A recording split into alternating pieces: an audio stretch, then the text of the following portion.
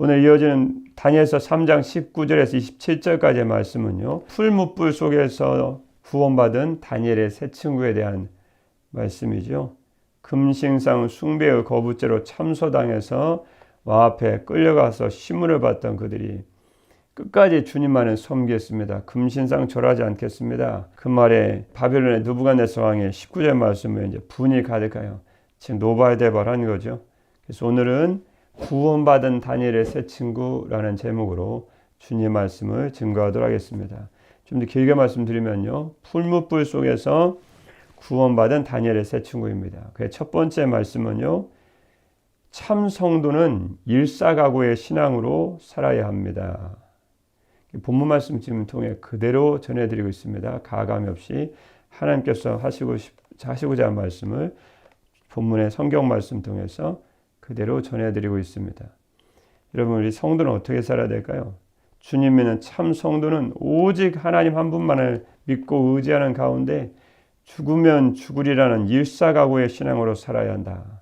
일사각오가 무엇입니까? 자신에게 주어진 사명을 완수하기 위해 주님만을 섬기기 위해 한번 죽을 각오라고 살아간다. 일사각오죠. 에스더 생각나시죠? 나중에 그 말씀까지 인용해 드리겠지만요. 19절입니다. 본문의 첫 절입니다. 시작입니다. 느부갓네살의 분이 가득하여 사드락과 메삭과 아벳느고를 향하여 얼굴빛을 바꾸고 명령하여 이르되 그 풀무불을 뜨겁게 하기를 평소보다 7배나 뜨겁게 하라니. 바로 위에 보시면 18절 말씀에 그렇게 하지 아니하실지라도 왕이여 우리가 왕의 신들을 섬기지도 아니하고 왕이 세우신 금신상에 절하지도 아니할 줄 아옵소서 라는 말을 듣고 주님을 향한 주님께 대한 신앙 고백을 듣고 19절 말씀에 느부갓네살에 있는 분이 가득한 거죠. 씩씩거리는 거죠. 그래서 잔뜩 화가 나서 그 뜻입니다. 그들을 향하여 얼굴빛을 바꾸고 얼굴 색이 완전히 얼굴 표정이 달라지고 얼굴 색이 달라진 거죠. 7배나 뜨겁게 하라. 평소 때보다 평상시보다 7배나 뜨겁게 하라 그 말인데 7배라는 것은 고대 흔히 통용되던 7이죠. 7의 숫자는 상징성이 있습니다. 단순히 7배가 아니라 할 수 있는 한도 내에서 최대한 뜨겁게 하라 그 뜻이죠. 20절 말씀에 군대 중 용사 몇 사람에게 명령하여서 사드락과 메삭과 아벳느고를 결박하여 극렬히 타는 풀무불 가운데 던져라. 21절 말씀에 그냥 던지면 안 되겠죠. 아주 온갖 옷을 다 입힙니다.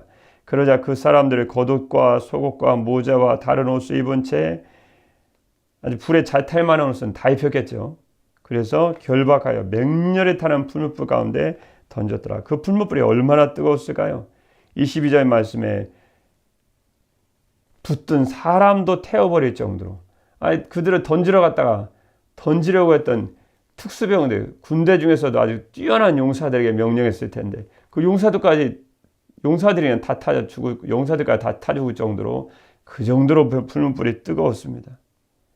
어마어마한 맹렬한 불이 용광로와 같은 곳에서 타오르고 있습니다.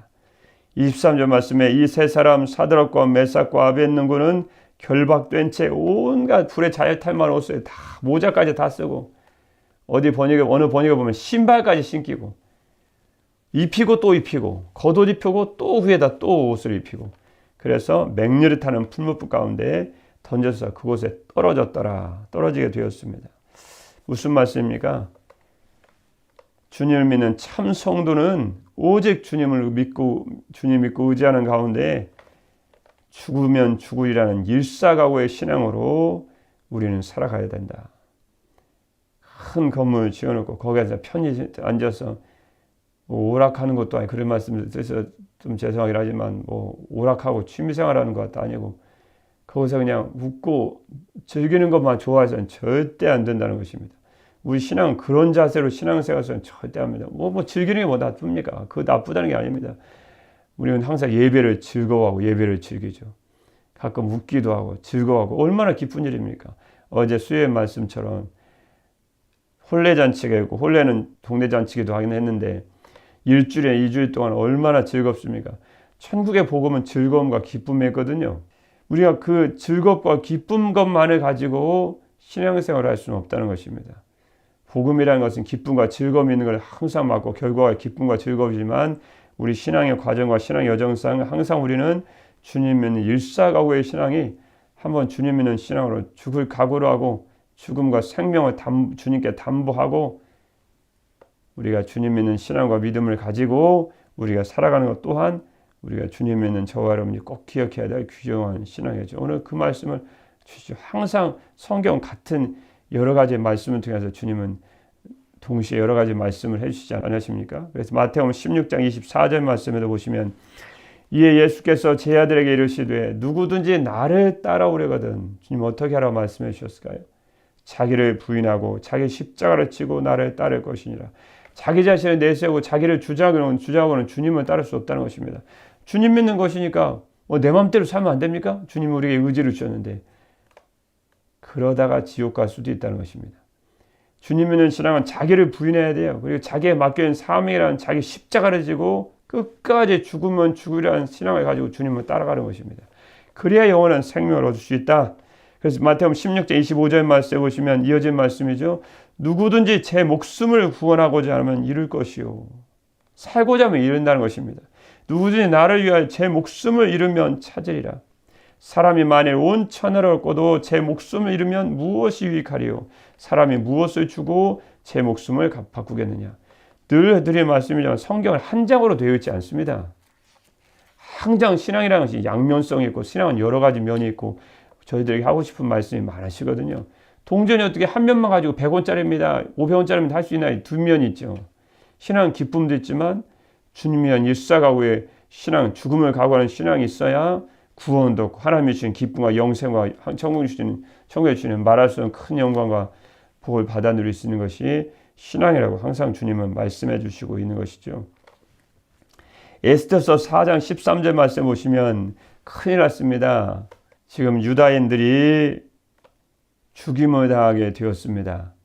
그때 에스더에게 모르드게가 도움을 청하죠. 그때 에스더서 4장 13절 말씀 보시면 하만이라는 자가 유다인들을 아주 눈에 안 좋게 봐서 죽이로 다 문지기로 있는 모르드게만 죽인 것이 합당하지 않다. 왜냐하면 하나님 외에는 머리를 숙이지 않는데 어제 원래 하만이라는 자가 이스라엘 대적했던 그 후손 중에 후손이거든요. 그러니까 더군다나 이스라엘 대적한 자인데다가 하나님 외에는 머리도 안 숙이는 유대인들인데 하만에게 머리를 숙일 수 없죠. 그걸 보고 모르드게만 죽이는 게 합당하지 않으니까 모르드게가 어느 민족이냐? 유다인이다. 그럼 모르드게를 포함해서 유다인들을 다 죽여버리자. 그래서 왕 후로 있는 에스더에게 모르드게가 도움을 청하죠. 근데 에스더도 참 난감한 일입니다. 왕이 허락을 받지 않고 왕 앞에 나가면 자기도 살지 죽을지 모르는 판인데 머뭇머뭇하니까 에스더서 4장 13절 말씀해 보시면 이때 내가 만일 잠잠하여 말이 없으면 왕으로 있으면서도 말을 하지 않고 내 목숨 두려워해서 왕에게 청하지 않으면 그런 뜻이죠. 유다인은 다른 데로 말미암아 노임과 구원을 얻으려니와 너와 내 아버지 집은 멸망하리라. 내가 왕 후에 자리를 얻은 것이 이때를 위함이 아닌지 누가 알겠느냐. 그런 도전적인 말을 딱 듣고 에스더가 모르드게에게 회답하여 이르되 이어진 에스더서 4장 16절 말씀이죠. 당신은 가서 수산에 있는 유다인을 다 모으고 나를 위하여 금식하되 밤낮 3일을 먹지도 말고 마시지도 마소서.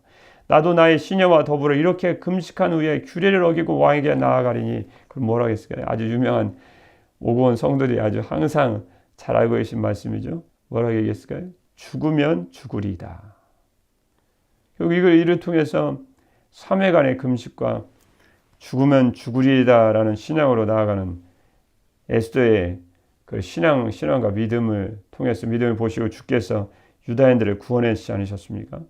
디모데 후서 2장 11절 말씀에 보시면 하나님의 사람 사도 바울도 디모데 이렇게 주의 말씀 전해 주셨죠.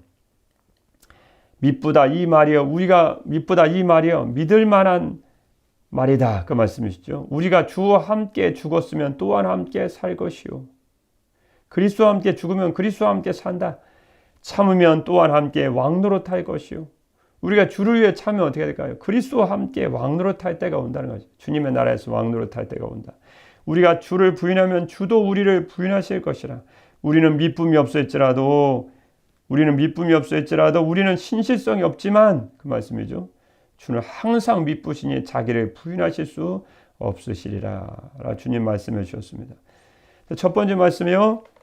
주님이 있는 참 성도는 하나님을 믿고 의지하는 가운데 죽으면 죽으리라 라는 일사각오의 신앙으로 우리는 살아가야 된다. 그래야 영원한 생명을 얻을 수 있다는 것입니다. 두 번째 말씀은요. 하나님 가만히 계실까요? 하나님은 하나님만을 향하는 자를 위하여 능력을 베풀어 주신다. 24절 말씀이죠. 그때 느부갓네살 왕이 놀라 급히 일어나서 모사들에게 물어 이르되 우리가 결박하여 불 가운데 던진 자는 세 사람이 아니었느냐? 사드락과 메삭과 아벳느고를 던져서 세 사람만이 불구덩이에 더 던졌는데 25절 말씀 보니까 네 사람이 보였습니다. 왕이 또 말하여 이르되 내가 보니 결박되지 아니한 네 사람이 분명 3명 던졌는데 네 사람이 불 가운데로 다니는데 상하지도 아니하였고 그 넷째 모양은 신들의 아들과 같도다. 사드락과 메삭과 아벳느고만 있는 것이 아니라 신들의 아들과 같은 자, 그들은 다신교를 믿는 사람이기 때문에 신들의 계보가 있거든요. 누구 아들. 그러니까 그 생각에 신들의 아들 같은 거예요.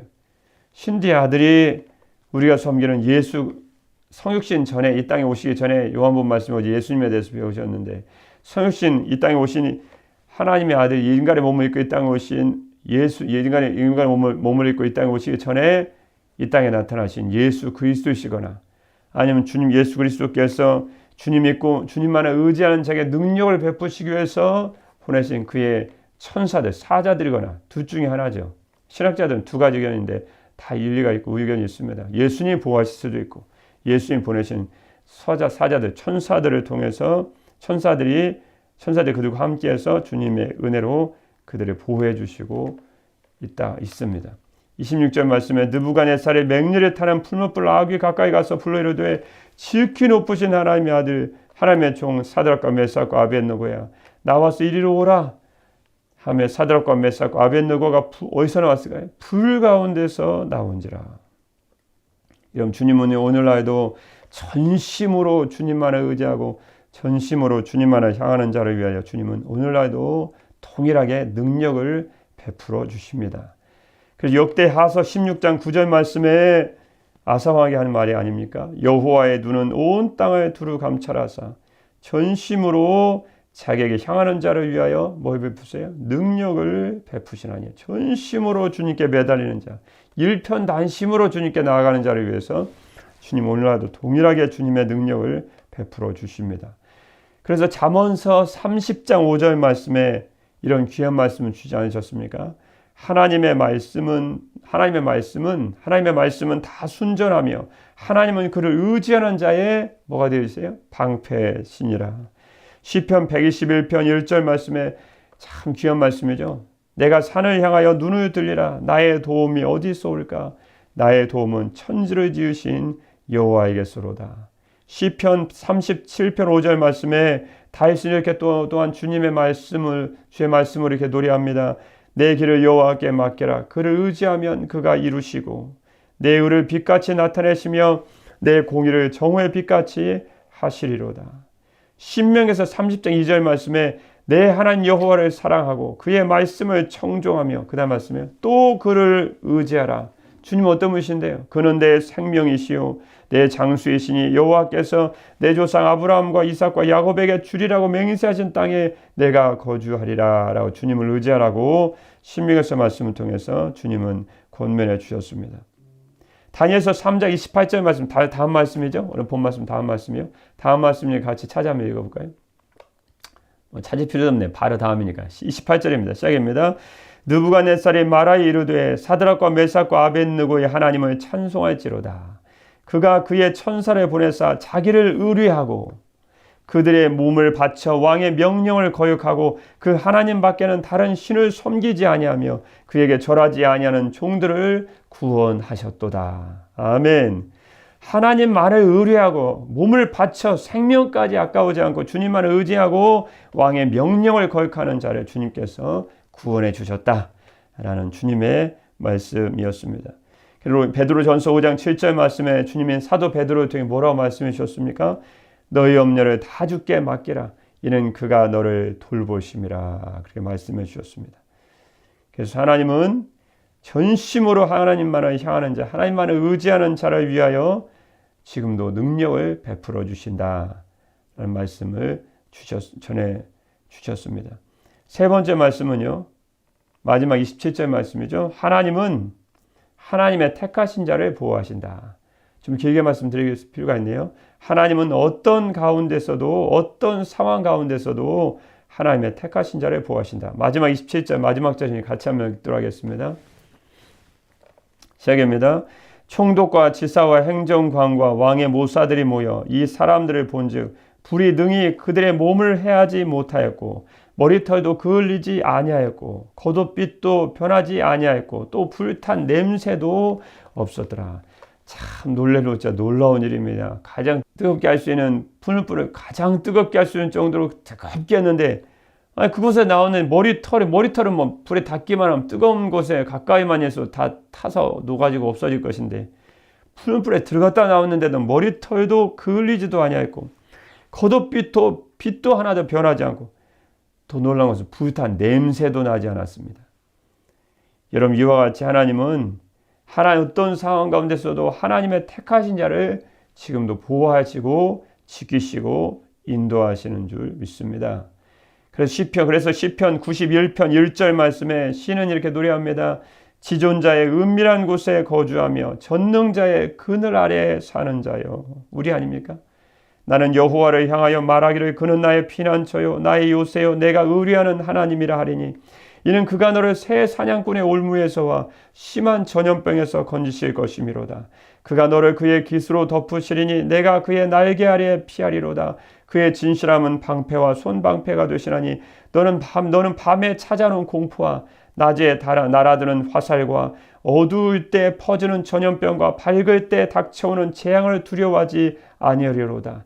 1000명이 내 왼쪽에서 10,000명이 내 오른쪽에서 엎드러지나 이 재앙이 내게 가까이 하지 못하리로다. 아멘. 그래서 시편 121편 8절 말씀에 주님은 시인을 통해 뭐라고 어떻게 노래하게 하셨습니까?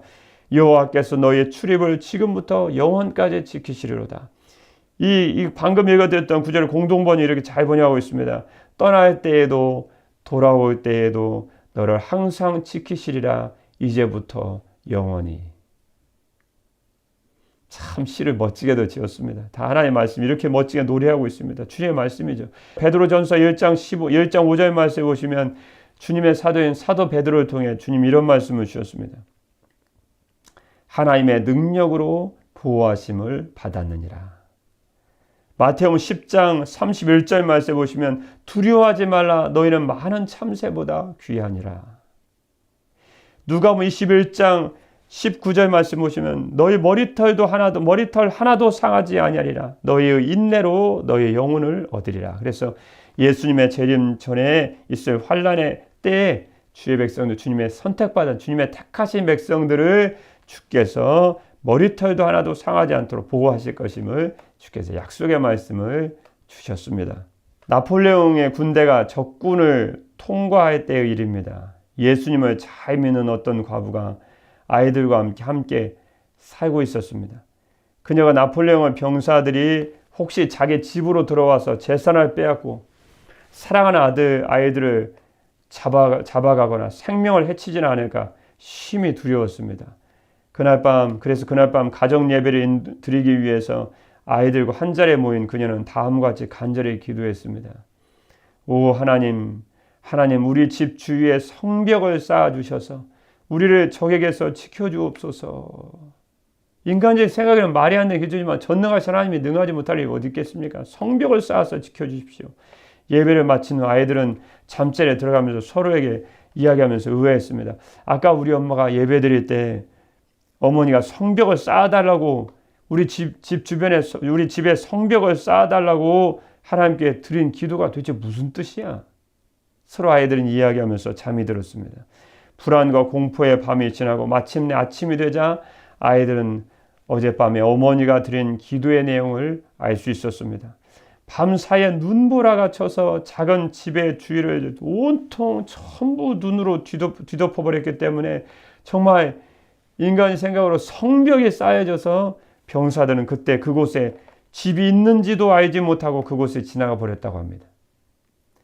여러분, 이처럼 하나님은 주님만을 의지하는 주님 믿는 성도들을 오늘날에도 외부의 위험으로부터 안전하게 지키시고 보호해 주시고 계십니다. 오늘 이후로 여러분은 오직 하나님 한 분만을 믿고 의지하는 가운데 죽으면 죽으리라라는 일사각오의 신앙으로 전심으로 하나님만을 의지하는 삶을 살아가심으로 삶 가운데서 베풀어 주시는 하나님의 크신 능력을 체험하고 어떤 상황 가운데서도 택하신 자를 지키시고 보호하시는 하나님의 안전한 보호하심 가운데 오늘날에도 승리하는 가장 복된 성도들로 이 땅을 살아가시기를 우리 예수님의 이름으로 축복합니다. 기도하겠습니다. 지존자의 은밀한 곳에 거주하며 전능자의 그늘 아래에 사는 자요, 나는 여호와를 향하여 말하기를 그는 나의 피난처요 나의 요새요 내가 의뢰하는 하나님이라 하리니. 아멘. 사랑의 우리 주 하나님 아버지, 주님은 오늘날에도 주님 한 분만에 의지하고 주님 안에서 거하는 모든 성도들 보호하시고 인도와 지켜주시는 주님 믿는 모든 자의 안전한 피난처가 되시는 줄 믿습니다. 오늘 이후로 저희들은 오직 하나님 한 분만을 믿고 의지하는 가운데 죽으면 죽으리라는 일사각오의 신앙으로 전심으로 하나님만을 향하고 하나님만을 의지하는 삶을 살아가므로 삶 가운데서 베풀어 주시는 하나님의 크신 능력을 경험하고 어떤 상황 가운데서도 택하신 자를 지키시는 하나님의 보호하심 가운데 넉넉히 승리하는 성도들로 이 땅을 살아갈 수 있도록 축복하여 주시옵소서. 오늘도 살아온 성도들, 새벽 예배드리는 사람 모든 성도를 지키시고 보호해 주시는 우리 주 예수 그리스도의 이름으로 기도드립니다. 아멘.